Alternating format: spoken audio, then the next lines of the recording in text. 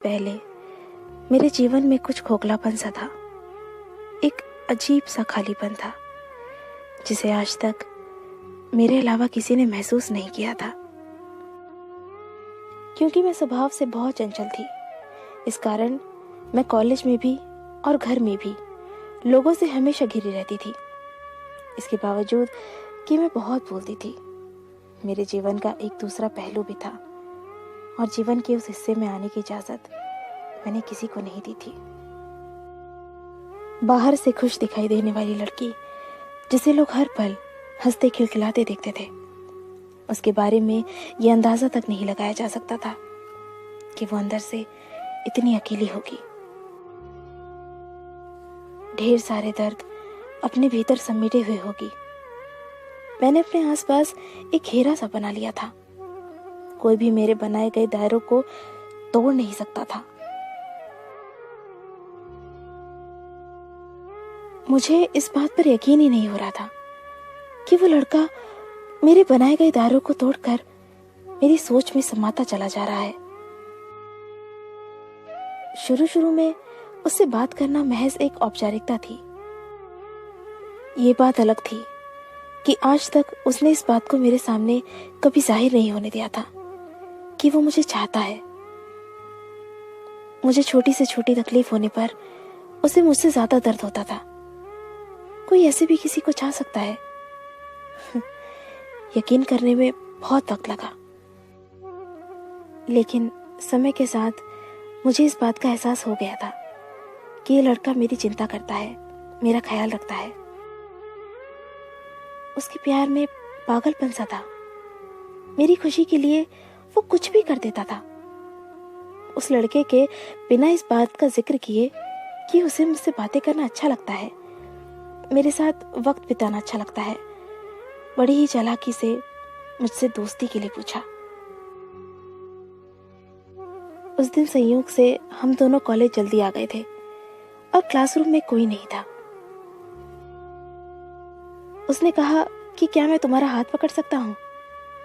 पहले तो मुझे बड़ा आश्चर्य हुआ कि आज उसे क्या हो गया है, वो इस तरह की बातें क्यों कर रहा है। लेकिन मुझे उस पर पूरा भरोसा था। उसने इतनी ऑनेस्टली मेरा हाथ मांगा कि मैं उसे मना ही नहीं कर पाई और मैंने उसे अपना हाथ दे दिया। उसने मेरा हाथ अपने हाथों में लिया और कहा, क्या तुम मेरी दोस्त बनोगी? तुम मुझे अच्छी लगती हो और मैं तुम में एक अच्छा दोस्त देखता हूँ, अच्छा इंसान देखता हूँ, और मैं चाहता हूँ कि मैं जिंदगी भर तुम्हारा दोस्त बनकर तुम्हारे साथ रहूं। उसने इतनी ईमानदारी से अपनी इस बात को मेरे सामने रखा कि मैं ना नहीं कर पाई और मैंने हाँ कर दिया। उस दिन उसने बस इतना ही कहा और चला गया। मुझसे दोस्ती करने की खुशी मैं साफ साफ उसके चेहरे पर देख सकती थी। मैंने इस बात को बड़े हल्के में लिया, हालांकि मुझे ये सोचकर दिन भर हंसी आ रही थी कि किस तरह से डरते डरते उसने मेरा हाथ पकड़ा था।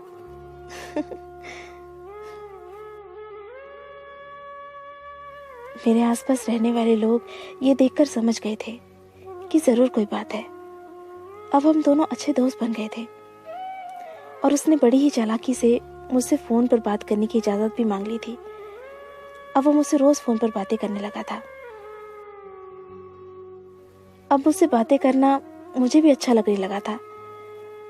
मेरे अंदर क्या चल रहा था मुझे समझ में नहीं आ रहा था। क्यों मैं उसके फोन का इंतजार करने लगी थी? क्यों मैं उसकी ओर खींची चली जा रही थी? क्यों? शायद उससे अपनी बातें शेयर करना मुझे अच्छा लगने लगा था।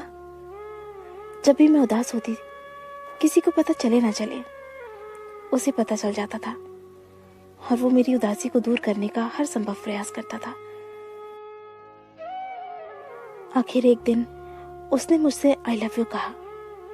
मुझे वक्त लगा, लेकिन मैंने भी अपने प्यार का इजहार कर दिया। मेरे हर जन्मदिन पर मुझसे ज्यादा खुश होना, मेरे ऊपर हजारों रुपए मना करने के बावजूद खर्च कर देना, वो दीवाना था मेरा।